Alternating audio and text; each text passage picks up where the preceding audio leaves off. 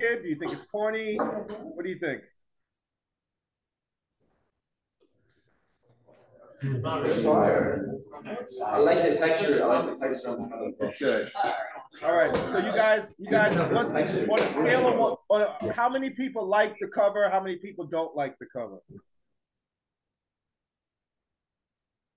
I like the cover. I like it. All right. You know, we don't. It's no big deal. Maybe I don't like spend, the cover, maybe separate. huh? It's all right. It's all right. All right. Cool. It's all right. It seemed like cover. If you saw that book, would you be like, "Hey, I want to learn what a money machine is," or would you be like, "Yeah, whatever"? Yeah, whatever. Yeah, whatever. Okay, I got it. I got it. All right, so you guys are all going to get an audio book as well. So, you know, you're going to get an audio book, and it's going to be me reading the entire book to you. Okay, that you should have that in the next few days. So, really quick, I want us to start because remember we said that in our last meeting, time is the most important thing we have, so we don't want to waste it. And just to make you guys understand, like who believes that they're going to work for like Microsoft or some large corporation and make hundreds of thousands of dollars a year? I mean, that's supposed to be the path that you guys are on, right? Yeah. All right. So when I would work for companies like that, we would have every week, we would have company meetings where it'd be like 10,000 people on a Zoom call just like this. All right. Zoom is a publicly traded company, and the people who created Zoom are $100 million billionaires right now. All right. And so what I'm trying to say is that even though this may seem a little strange that I'm not in the class with you, when you get into the real world, which is going to be very soon, in about 4 or 5 years, you guys are going to be in a real corporate setting getting paid real money. And this is the way the CEO of the company is going to talk to the entire company once a week, once a month, when they do their monthly or their quarterly meetings, because they want to let all the employees know what's going on so that everybody's working for the same goal. Okay. So what I'm trying to say is that this is not abnormal. This is very normal. Okay. All right. Yes. So these two pictures here in front of you, do you remember we talked about these? We briefly when I came to the class last week. Disruptive technology. Does anybody know what that is? Does anybody remember? I remember the young gentleman in the front, he knew what it was. What is a disruptive technology, guys? It's a technology that is so groundbreaking, it kind of changes the industry that it's in. Correct. But that's absolutely correct. Thank you for that. I remember you said that last week. But disruptive technologies are like a corporate atomic bomb. They're like, they kill industries. Like disruptive innovations they'll destroy the entire entertainment industry and rebuild it a whole new way of interacting with entertainment. And the person who makes it becomes a billionaire and a trillionaire in the space of one day. Every CEO in America is sitting in their office, right? And they all make $8 million a year on average. And they're sitting in their office terrified that some young kid is going to come up with a disruptive innovation that's going to destroy their industry. And that's the goal of this class. That's what you should be focused on. All right. I heard some of you guys said that you wanted to go to Ivy League schools. At Ivy League schools, they program the kids and the students to say, no matter how much money a company offers you, don't take the job unless you have plans to disrupt the industry it's in. That means everybody at the Ivy League, they name their companies Disrupt. They call it's literally like corporate warfare. It's a disruptive technology is like an ant that can bite an elephant and kill it. And CEOs are terrified that young people like you are going to that know what they are and are going to come up with a disruptive innovation that's going to destroy their industry and put them on the unemployment line. They're not going to tell you this, but this is their biggest fear. This is the top of the technological food chain. The people that make hundreds of thousands and millions and billions of dollars, every other word out of their mouth is disruption. It's the most feared thing in all the world. The only thing that makes more money than a disruptive technology is an act of war. Disruptive technology is one, and war is number two. And that's the focus of this class. Engineers, 99.999% of the times, are the ones that make them. So I don't know if I told you guys, I went to Northeastern University in Boston, right? A guy named Sean Fanning invented something called Napster. You can look it up while I'm talking. Napster destroyed the entire music industry. Before you guys were born, I used to go to Tower Records and Blockbuster to get my new movies and to get my music. And it was a cool place. People would come, you'd see girls. And I was young like you 500 years ago, and you'd see girls. It was a place to go buy your music on CDs. When Napster came around, he went to Northeastern. He invented downloading music for free. He invented an app called Napster. Justin Timberlake played his character in the movie The Social Network. He's the guy, he went to Northeastern, he's the guy that helped Facebook become what it is today. Justin Timberlake played his character. His name is Sean Fanning. He was a computer science engineer. That destroyed the entire music industry. Tower Records went out of business, vanished, companies were gone. And it was all because of him. The music industry hated him. They sued him, right? But that was his mindset, right? Disruptive technology, right? So that's what you guys should be focused on right now. What industry are you going to disrupt? What technology are you going to create that's going to burn down an entire industry and rebuild a whole new industry with your name on the top of it? How does that sound to you guys?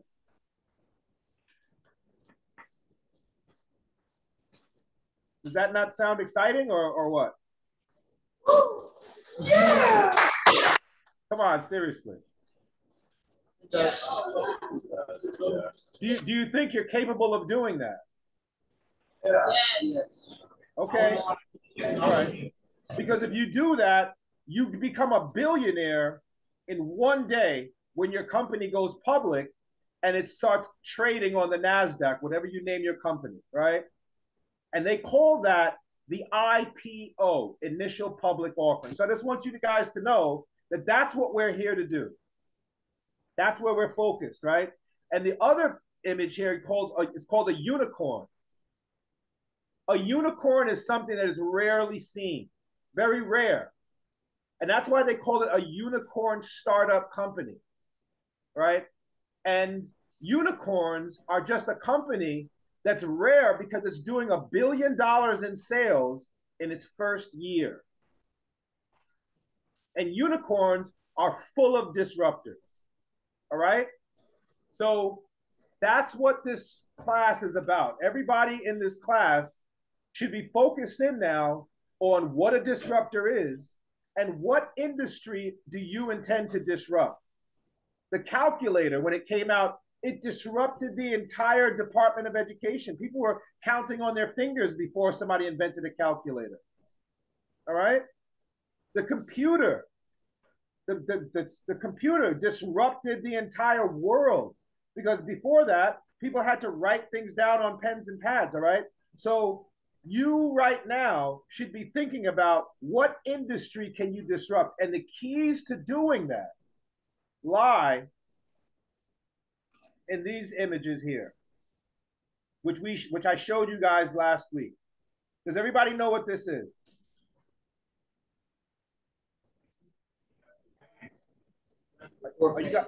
Are you guys shy? No. No? Okay, let's go over it really quick. These are the pain points, right?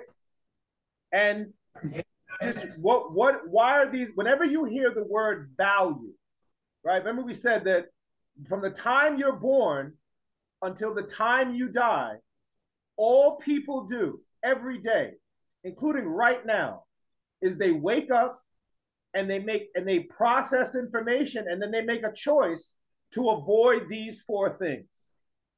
That's all you're doing from the time you wake until the time you die. All you're trying to do is find a product to make sure that you're not in any emotional pain, in any physical pain, and you're not wasting time. Look how much time and energy this Zoom meeting saved me from not having to travel 2.5 hours to come and be in front of you guys. I just click a button and boom, we're talking, right? That's why the people at Zoom are billionaires. Does everybody understand that? Yes. Yeah. Look how much time and people all over the world use Zoom. All over the world. People are using this platform that you're on to save them the time and energy of having to get up, brush my teeth, put on my shirt, call an Uber, go walk outside. It's raining. I'd have to walk outside. My feet are cold. All of that physical pain, that emotional pain, all that losses of time and energy. Look how quickly we're just in front of each other right now. It's called, the word is called efficiency. Technology always moves society forward. That's a fact. From the beginning of time, with the invention of the wheel, until Zoom, until smart cars, until cell phones, all of these things, all of these products, and you don't know that this is what you're trying to do because you're so busy doing it on a regular basis that you just take it for granted. But the people that create these things, they're watching your behavior. And if you want people to give you their money in massive amounts, you have to use your education to come up with a product that's going to protect the world from these four things. And if you can do that above and beyond the competition, you'll be very rich. Everything, all your parents, what they're doing every day is they're going out and they're working for people that know how to do this. Why do you think your parents are paying for you to go to this school? Why? So we can get a good education to Yeah, so make us what? better. Yeah, great. So what? What's that going to do for you? What's that? Why would they take money? Why would they take money out of their pocket and pay for a school that's not free when they could send you to public school that's free? Why would they do that? What pain are they trying to protect themselves from? Huh? I'm sorry, I didn't hear that. Repeat that.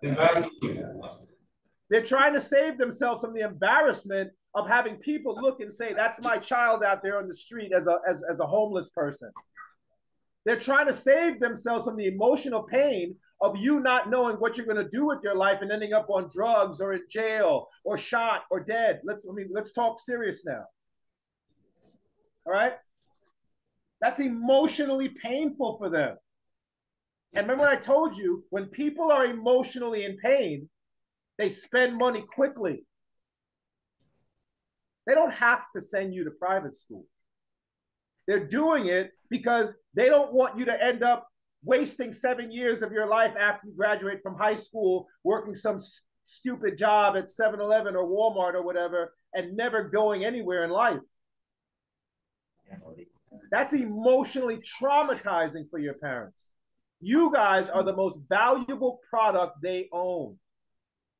And that's why they're paying your school to have me come in here and show you how to do this, because they don't want to waste time. They want to make for sure that you guys are successful. And that's why you're in this room right now. That's why your parents are paying for this. And now your job is to examine society and see where they're in pain. While everybody else is running around, they're just like, hey, Shaquisha, they just want to be. Other people who are focused on making money, they're watching your behavior. They're looking at the things that you're in pain about. Do you know who was the first Black millionaire in America? What was her name? Madam C. Who said that? Who said Madam C.J. Walker? Very good, very good, very good. All right. What did Madam C.J. Walker invent that made her the richest the first black millionaire in America? What did she invent? Hair products. The what? Hair products. Hair products. And what hair product in particular made her millionaire? The hot comb. What's a hot comb? The hot comb was basically an iron that people would put on a stove and heat it up, and then they would use it to straighten their hair. What were they using before that? Well, they would use, remember all the, you ever see the Malcolm X movie where Denzel Washington has to put that conch in his head, that bleach, and his hair starts burning, and then he's like, oh, and he runs into the sink and he washes the stuff out of his hair because it's burning his hair off. Do you remember that?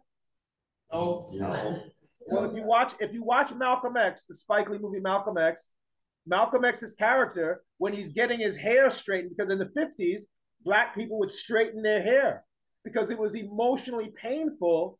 Society would look at us and say, oh, their hair is not as beautiful as somebody else's. And that was emotionally traumatizing for black people. So they invented all these different ways to straighten their hair, and they were physically painful. Right? So the entrepreneur is watching all of that pain. And they're like, you know what? Look at them. They don't even know they're in pain over there. They don't even know, because people are so busy. Although they think they're going to the movies, and they think they're going to the gym, or they think they're going to the park to play with their friends, underneath that, scientifically, what they're really trying to do is protect themselves from the four things that you see here in front of you. bless you. Bless you. All right, do you guys understand this? Yeah. So what you're supposed to be doing is slowing down and and while people are just running around mindlessly as consumers, trying to buy as much pain relief as they can, you're supposed to be watching their behavior to figure out why they're buying the things that they buy. Quietly. Now the conundrum here, the problem is that for the majority of poor people in the world, the media and society has convinced them that their value is in their ability to inflict pain on each other. That happens in the public school system. You'll see some bully punching some kid's head into a locker, and girls like him because of that. Oh, Pookie, you so stupid, you beat that guy up, right? And now he's famous because he inflicted pain on someone. Social media hurting people's feelings, rap music, the TV, the television with guns, right? They're trying to convince you that your value is in your ability to inflict pain on people. Nothing could be further from the truth. Your value is in your ability to do the exact opposite. If you want people to give you their money in massive, massive amounts, you have to, when they're in pain and they look for a product to cure it, they have to look for a product owned and created by you. If you really want to play this money game, that's what money is about. And if you sit back and quietly calm yourself and think about it, it's true. Look, I'm tired. I woke up this morning. I have my coffee here, right? I buy these consistently because they give me what pain point does coffee cure? Energy. That's right. Look at all the products around energy that you walk past every day. 5-hour energy, coffee. Look, when your phone dies, what do you need? You need a charger. Energy. Charger, right? What if you had a wireless charger that you could just walk into a room and instantly your phone is charging? How much money would you make off that? Wow. Billions. Billion. What if you had a battery? What if you invented a battery that never died? You'd be dead. The government would kill you. That's too much. The government would assassinate you. That's too much power. That's too much. How many wars throughout history have been fought for oil, energy, alternative energy? The United States of America is energy dependent. There's a whole sector on the stock market directed just specifically at energy. Now, this is the difficult part. This is the difficult part here. This pain thing that we're talking about that can make you a lot of money, it's also the thing that stops you.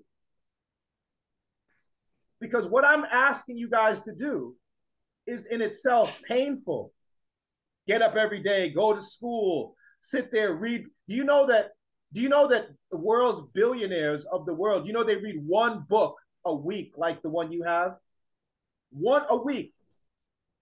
They're first generation people that were poor when they came to America. And by the time they're 50, 60, 70 years old, they've amassed billions of dollars.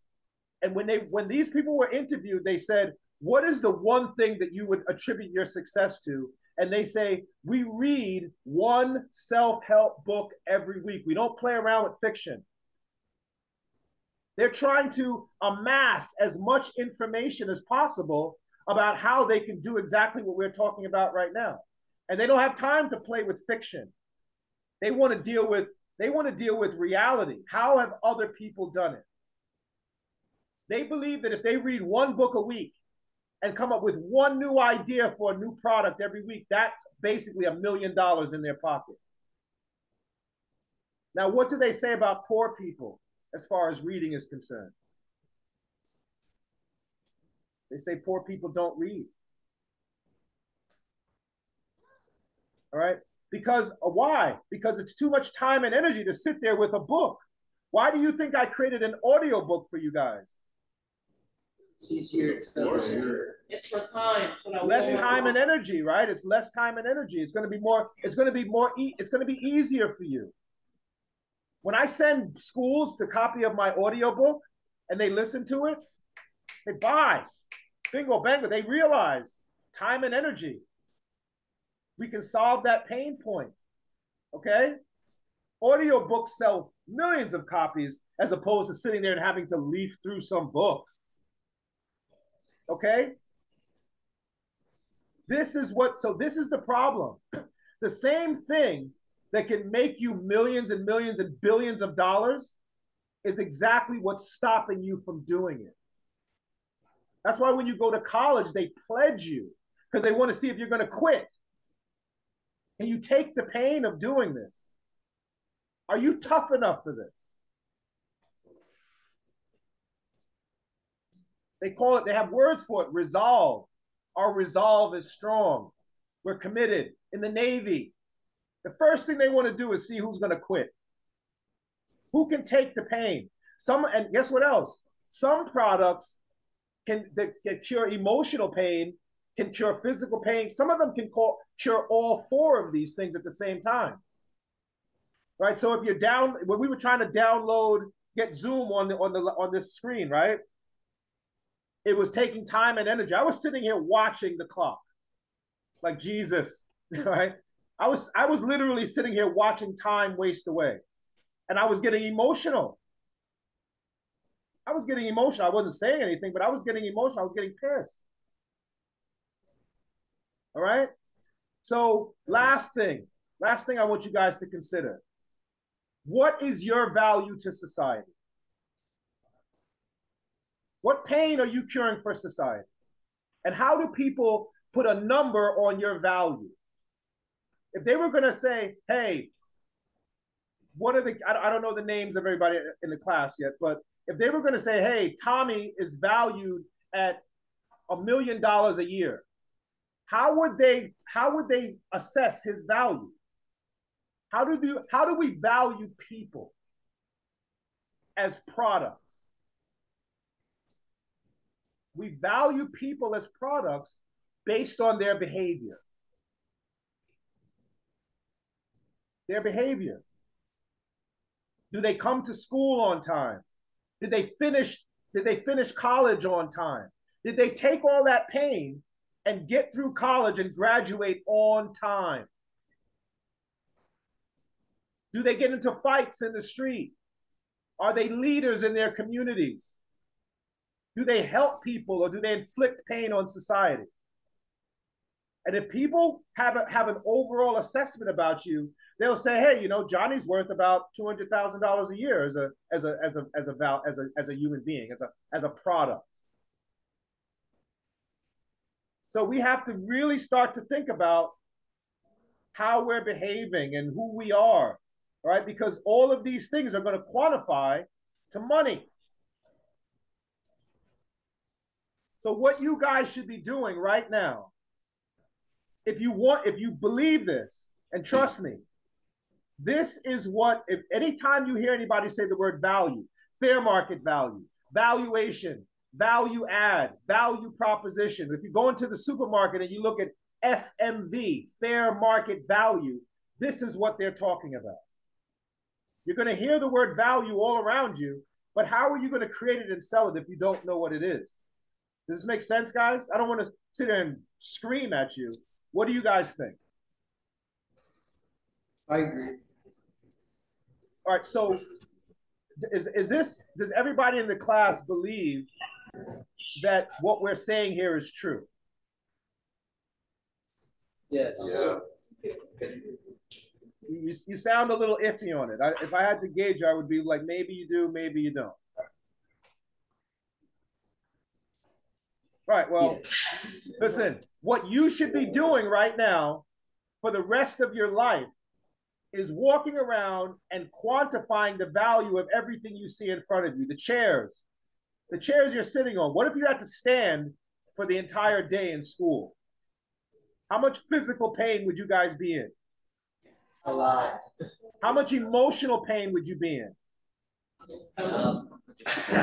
Quite a bit, right? So you think if the chairs are worth, like, say, $80 per chair in that school, you have to think that there's some company who's selling those chairs across the country and the world for $80 per chair.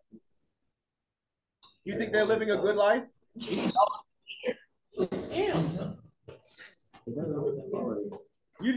sit in the chair every day. You take it for granted because it's just in front of you. What if there was a chair? How could we reinvent that chair to make it more valuable? To add value to it. What if the chair had cushions, or it could recline a little bit?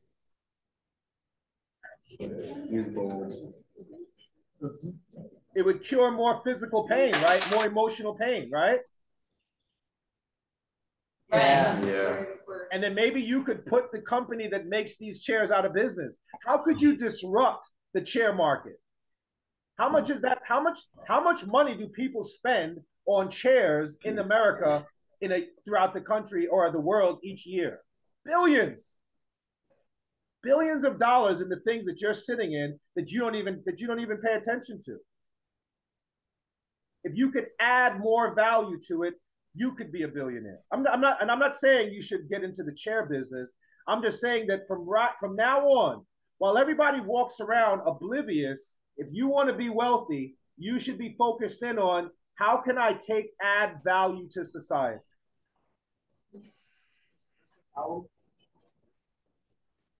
Mr. Bintell. Yes, sir. There's also chairs that they have instructions on how to build. Like they're pre-built chairs. Like if you get the pre-built chairs instead of the ones you gotta build, it's like more time and energy. That's true. What if in the future we have chairs that roll around where kids don't even have to get up? The chairs roll around and roll you right to the next class. And you put a string on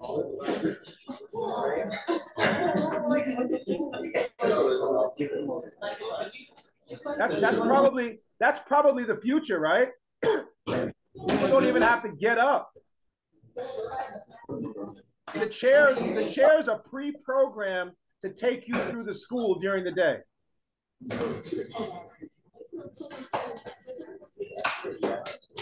That's a pretty cool idea. Is that a cool idea? Yeah. I think that's some pretty cool technology. Look, we just came up with that idea right here. All right, so listen.